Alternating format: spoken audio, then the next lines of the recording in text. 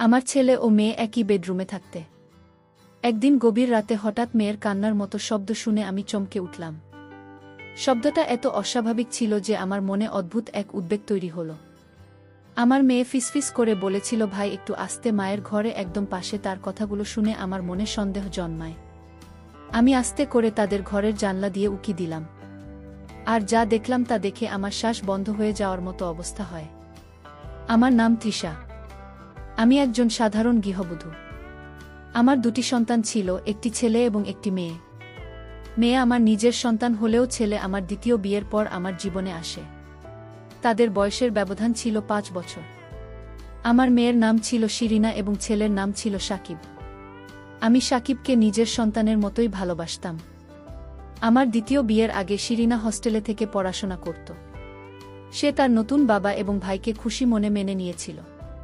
তবে সে সিদ্ধান্ত নিয়েছিল যে তার পড়াশোনা হস্টেলের শেষ করবে। আমি তার ইচ্ছার উপর জোর দিইনি। সম্প্রতি শিরিনা তার গ্র্যাজুয়েশন সম্পন্ন করে বাড়ি ফিরছে। একই সময়ে সাকিব ও তার পড়াশোনা শেষ করেছে। তারা দীর্ঘদিন পরে একে অপরের সঙ্গে দেখা করুন। কয়েকদিনের মধ্যে তারা চাকরির জন্য অন্য একটি শহরে যাওয়ার সিদ্ধান্ত নেন। তাদের চাকরি একই শহরে হলেও ভিন্ন ভিন্ন কোম্পানিতে ছিল। তারা সিদ্ধান্ত নেয়, একসঙ্গে থাকলে খরচ কম হবে। আমারও তাদের এই সিদ্ধান্ত ঠিক মনে হয়েছিল। তাই তাদের একসঙ্গে থাকার অনুমতি দিয়ে আমি তাদের কাজের জন্য অন্য শহরে পাঠিয়ে দিই। কিন্তু সন্তানদের চলে যাবার পর বাড়ি খুবই ফাঁকা ফাঁকা লাগছিল। তবু আমি জানতাম তাদের নিজেদের জীবন গড়ার জন্য একটি গুরুত্বপূর্ণ। আমাদের পরিবারের আর্থিক অবস্থা খুব ভালো ছিল না। আমার স্বামীর পেনশন ছিল খুবই সামান্য, যা দিয়ে পুরো পরিবারের খরচ চালানো কঠিন হয়ে পড়েছিল। সন্তানদের পড়াশোনার খরচ চালানোর জন্য আমরা আমাদের একমাত্র বাড়ি বিক্রি করতে বাধ্য হই। বছরখানেক পরে আমাদের সন্তানরা চাকরি পেয়ে প্রতি মাসে কিছু অর্থ পাঠাতে শুরু করে। আমি সেই অর্থ কিছুটা বাড়ির খরচে ব্যয় করতাম, আর বাকিটা সঞ্চয় করতাম। এইভাবে 5 মাস কেটে যায়। তবে এই সময়ের মধ্যে আমি একবারও সন্তানদের দেখতে যেতে পারিনি। আমার স্বামী পক্ষাঘাতে আক্রান্ত ছিলেন এবং তার দেখাশোনার জন্য বাড়িতে আর কেউ ছিল না। 2 বছর পর দীপাবলির সময় ঘনিয়ে এল। আমি সন্তানদের বাড়িতে আসার জন্য বলি, কিন্তু তারা কাজের ব্যস্ততার অজুহাত দিয়ে আসতে রাজি হয়নি। ফোনে তাদের কাছে আমার আকুতি জানালেও তাতে কোনো লাভ হয়নি। অবশেষে আমি নিজে তাদের সঙ্গে দেখা করার সিদ্ধান্ত নিই। একদিন আমি আমার স্বামীর ঘনিষ্ঠ বন্ধুকে ডেকে তার যত্নের দায়িত্ব দিলাম এবং সন্তানদের কাছে যাওয়ার জন্য যাত্রা শুরু করলাম। ফ্রেন্ড স্টেশন থেকে আমি ভিডিও কল করে তাদের জানালাম যে আমি আসছি। আমার বড় ছেলে সাকিব এই খবর শুনে বিস্মিত হয়। সে আমাকে বলল, মা, তোমাকে আসার দরকার নেই, আমরা 3 দিনের মধ্যে বাড়ি যাব। তার কথায় আমি তাকে প্রতিশ্রুতি দিলাম এবং বাড়ি ফিরে এলাম। 3 দিন পর খুব সকালে প্রথম ট্রেনে আমার সন্তানরা বাড়ি ফিরে এল। তাদের দেখে আমার চোখে জল চলে এল। আমি তাদের বুকে জড়িয়ে ধরলাম। আমার মনে হলো এটাই আমার জীবনের সবচেয়ে সুখের মুহূর্ত। আমি সাকিব ও শিরিনাকে দীর্ঘদিন পর একসঙ্গে দেখে খুব খুশি হয়েছিলাম। তবে শিরিনার মধ্যে বেশ কিছু শারীরিক পরিবর্তন লক্ষ্য করলাম। গত 2 বছরে তার চেহারায় অনেকটা পরিবর্তন এসেছে। যেদিন তারা বাড়ি ফিরে, আমি লক্ষ্য করলাম যে তারা দুজনে একসঙ্গে একটি ঘরে ঢুকে গেল। আমি ভেবেছিলাম সেরেনা হয়তো তার ব্যাগ রেখে ঘর থেকে বেরিয়ে আসবে। কিন্তু 1 ঘন্টা কেটে যাওয়ার পরও তারা ঘর থেকে বেরোয়নি। তখন আমি চা নাস্তা নিয়ে তাদের ঘরে গেলাম। আমি বললাম, তোমরা দুজন কি এবার থেকে এই ঘরেই থাকবে বাড়ির ছাদে? আর একটা ঘর আছে সাকিব, তুমি সেখানে চলে যাও। ঘরটা শিরিন একলা থাকুন। তখন বলল, না মা, আমি শিরিনাকে ছেড়ে অন্য ঘরে থাকতে পারব না। আমরা গত 2 বছর ধরে একই ঘরে থাকার অভ্যাস করে ফেলেছি, এখানেও ঠিক তেমনি থাক। তার কথা শুনে আমার একটু অস্বস্তি হল। আমি শিরিনের দিকে তাকিয়ে বললাম, শিরিনা, তুমি এখন আর ছোট নেই, আর তোমার ভাইও বড় হয়ে গেছে। একই ঘরে থাকা ঠিক হবে। যদি কখনো তোমার একা থাকার প্রয়োজন হয় তখন কিভাবে ম্যানেজ করবে? তখন শিরিনা উত্তর দিল, মা, আমরা যে শহরে কাজ করতাম সেখানে 2 ঘরের ফ্ল্যাট ভাড়া অনেক বেশি। তাই আমরা গত 2 বছর ধরে একই ঘরে থেকেছি। যখন সেখানে থাকতে পেরেছি তাহলে এখানে কেন পারব না? আমার ছেলে সাকিব ও মেয়ে শিরিনা একসঙ্গে একটি ঘরে থাকতে চেয়েছিল। আমি তাদের সিদ্ধান্তে আপত্তি করিনি।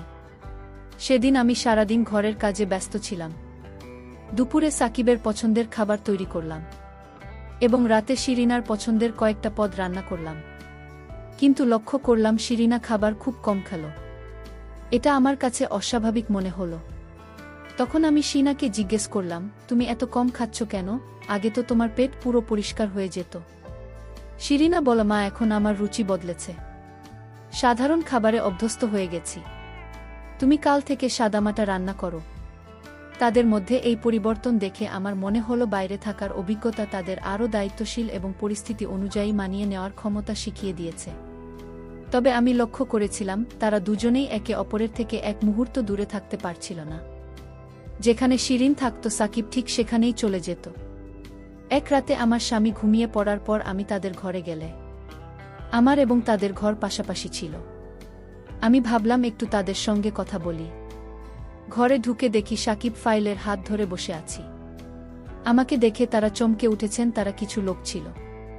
আমি সেই সময় কিছু বলিনি এবং বিষয়টা এড়িয়ে গেলাম। কিন্তু পরদিন সকালে এমন একটি ঘটনা ঘটে যা আমাকে চিন্তায় ফেলে দিন। সকালের দিকে আমি তাদের ঘরের দিকে গেলাম। দেখলাম বিছানার চাদরটা শুকোতে দেওয়া হয়েছে। এত সকালে কি চাদর হতে পারে? কৌতূহলী হয়ে আমি শিরিনকে জিজ্ঞাসা না করে ঘরের দিকে এগোলাম। দেখি ঘরের দরজা বন্ধ। ঠিক তখনই পিছন থেকে সাকিবের ডাক শুনলাম, মা, নাস্তায় কি বানিয়েছ? দরজার বাইরে এসে সাকিব আমাকে প্রশ্ন করল। আমি তাকে জিজ্ঞাসা করলাম, তোমাদের ঘরের চাদর এত সকালে কি হয়েছে? কেন, কি হয়েছে? আমার প্রশ্ন শুনে সাকিব একটু অস্বস্তিতে পড়ল। তার চোখ বারবার শিরিনের দিকে যাচ্ছিল। তখন শিরিনের সামনে এসে বলল, মা, চাদরটা আমিই ধরেছি, ওটাতে ধুলো জন্মেছি, তাই বারবার হাঁচি আসছি, এজন্য সকালে ধুয়ে নিয়েছি। আমি বললাম, তোমাদের আসার আগে আমি সব কিছু পরিষ্কার করেছিলাম, চাদরে ধুলো আসবে কিভাবে? আমার প্রশ্ন শুনে শিরিনা একটু বিড়ম্বনায় পড়বে তার মুখের অভিব্যক্তি বলে দিচ্ছিল সে কিছু লুকোচ্ছে। তখন সাকিব বলল, মা, আমার খুব খিদে পেয়েছে। তুমি কি চাদর নিয়ে কথা বলছো? আর আমি খেতে পারছি না। তুমি কি খাবার দেবে নাকি আমাকে বাইরে গিয়ে খেতে হবে? এ কথা শুনে আমি আলোচনা বন্ধ করে রান্নাঘরে নাস্তা বানাতে চলে গেলাম। পরে কাজের ব্যস্ততায় বিষয়টি ভুলে গেলাম। কিছুদিন ধরে লক্ষ্য করছিলাম আমার দুই সন্তানের আচরণে বেশ পরিবর্তন এসেছে। শিরিন, যে আগে আমার সঙ্গে অনেক গল্প করত, এখন বেশিরভাগ সময় নিজের ঘরেই থাকে। সে আমার সামনে বেশিক্ষণ থাকতে চায় না। সেদিন সন্ধ্যায় খাবার খাওয়ার সময় পায়ে হঠাৎ শরীর খারাপ হয়ে গেল। খাওয়া শুরু করতেই সে থালার দিকে তাকিয়ে রইল এবং কিছুক্ষণের মধ্যেই বমি ভাব শুরু হল। দ্রুত বাথরুমের দিকে ছুটল আর সাকিব ও তার পেছনে গেল। আমি হতবাক হয়ে গেলাম, বুঝতে পারছিলাম না হঠাৎ কি হলো। আমিও বাথরুমের কাছে গেলাম।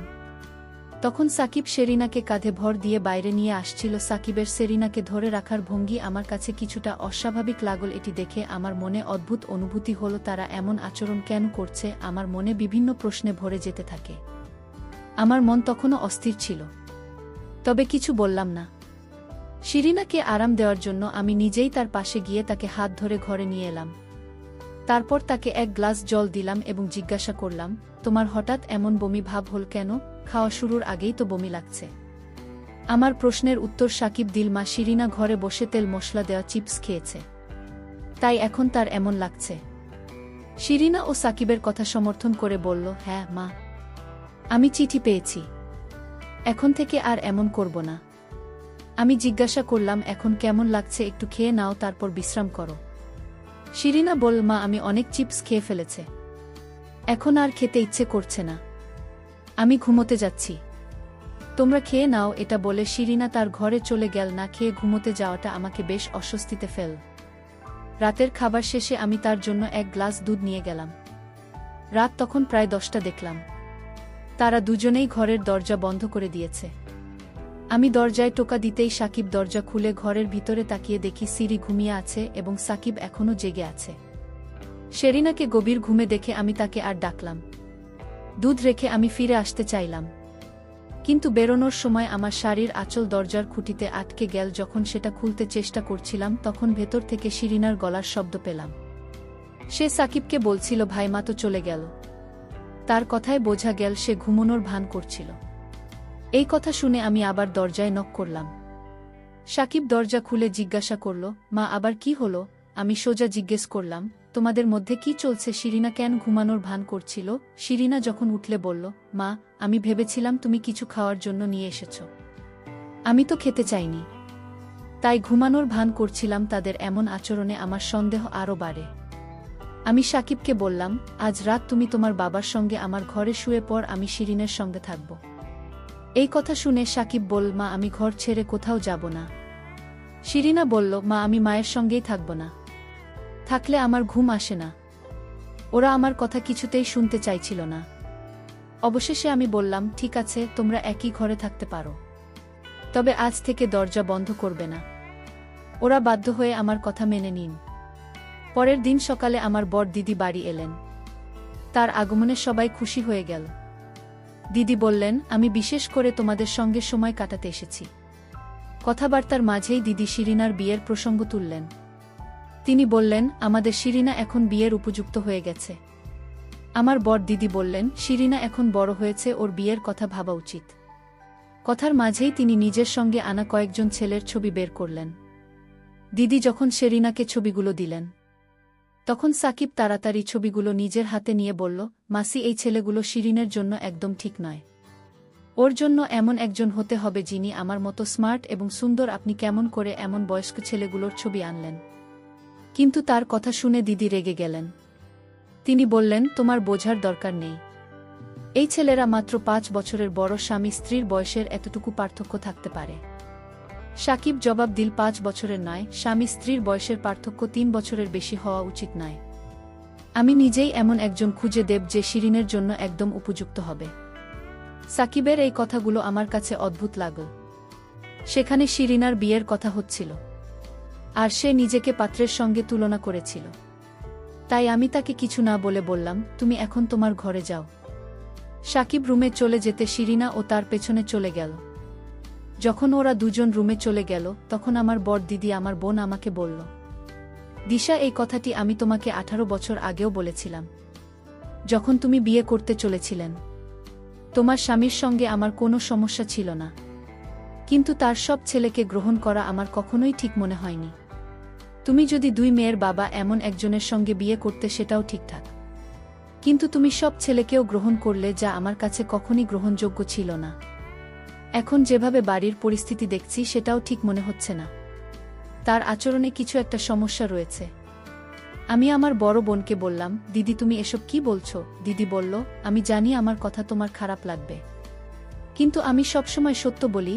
আমি তোমার ছেলে মেয়েদের উপর একটু ভরসা করতে পারি না, আর তোমাকেও করতে বলবো না। আমি শিরিনাকে জানি, কিন্তু তোমার সব ছেলেকে তুমি এখনো পুরোপুরি বুঝতে পারেননি। তুমি তাদের দুজনকে একসঙ্গে শহরে পাঠিয়েছে, এটা তোমার সবচেয়ে বড় ভুল। এখন তারা বড় হয়ে গেছে। তুমি কি জানো, শহরে ভাই বোন বন্ধুর মতো থাকে, কিন্তু সম্পর্ক বন্ধুত্বের চেয়েও এগিয়ে যেতে পারে। তুমি কি কখনো তাদের ফ্ল্যাটে গিয়েছ? না, যাওনি। আমি শুধু চাই তাদের সম্পর্কে এমন কিছু না ঘটুক যা আমাদের পরিবারের জন্য লজ্জার কারণ হয়ে দাঁড়ায়। দিদির কথা তীর্থ ছিল, কিন্তু এখন আমিও সাকিব আর শিরিনার আচরণ নিয়ে সন্দেহ করতে শুরু করেছি। কিছুদিন ধরে বাড়িতে একটা অদ্ভুত পরিবেশ তৈরি হয়েছিল। সাকিব শিরিনা একে অপরের কাছ থেকে এক মুহূর্তের জন্য আলাদা হতো না। শিরিনা যেন আমাকে এড়িয়ে চলছিল। সেই রাতে আমার দিদি বাড়িতে ছিলেন, তাই আমি তার সঙ্গে ঘরে ঘুমিয়েছিলাম। দিদির কথাগুলো সারা রাত আমার মনের শান্তি কেড়ে নিয়েছিল। রাত প্রায় 2টা নাগাদ যখন আমার ঘুম ভাঙল এবং আমি পাশ ফেললাম, তখন লক্ষ্য করলাম বাচ্চাদের ঘরের লাইট এখনো জ্বলছে। বিষয়টি দেখে আমি কৌতূহলী হয়ে তাদের ঘরের দিকে এগিয়ে গেলাম। ঘরের বাইরে পৌঁছানোর পর আমি শিনার গলা শুনতে পেলাম। সে বলছিল, দাদা তাড়াতাড়ি লাইট বন্ধ করো। মা যদি আমাদের ঘরের দিকে তাকায় তাহলে সবকিছু ফাঁস হয়ে যাবে। এই কথা শুনে আমি দরজার ফাঁক দিয়ে উকি দিলাম। উকি দিয়ে যা দেখলাম তাতে আমার মাথায় যেন আকাশ ভেঙে পড়ল। দেখলাম শিরিনা কান্না করছে, আর তার ভাইকে বলছে, আমি আর বাঁচতে চাই না, কারণ আমার সন্তানের ভার কে নেবে। তখন সাকিব বলল, তুই কোনো চিন্তা করিস না, আমি তো আছি তো, এই সন্তানের ভার আমি নিলাম। আর যে তোর সাথে মিথ্যা ভালোবাসার নাটক করে তোকে ঢুকিয়েছে, আমি তাকে জেলে পাঠাব। শিরিনা একজন ম্যানেজারকে ভালোবাসতেন, আর সেই ম্যানেজার তাকে ঠকিয়েছে। আর এই ম্যানেজারের কারণে আজ আমার বোন মা হতে চলেছে। আমার বোন চেয়েছিল আত্মহত্যা করতে, কিন্তু আমি তাকে দেখিনি। আমি তার সন্তানের দায়িত্ব নিয়েছি। যতদিন সেরিনাকে এবং তার সন্তানকে মেনে নেবে এমন কাউকে না পাওয়া পর্যন্ত আমি সেরিনাকে আমার করে রাখব। যখন মা আমাদের এমন কথা শুনেছিল তখন মা চোখের জল ফেলে বললেন, আমি যা সন্দেহ করেছিলাম সব ভুল। তোদের ভাই বোনের সম্পর্কে এত পবিত্র বন্ধুরা, আজকের গল্পটি কেমন লাগলো তা অবশ্যই কমেন্ট করে জানাতে ভুলবেন না। আর এরকম নতুন নতুন গল্প পেতে আমার চ্যানেলটিকে সাবস্ক্রাইব করে পাশে থাকবেন। ধন্যবাদ।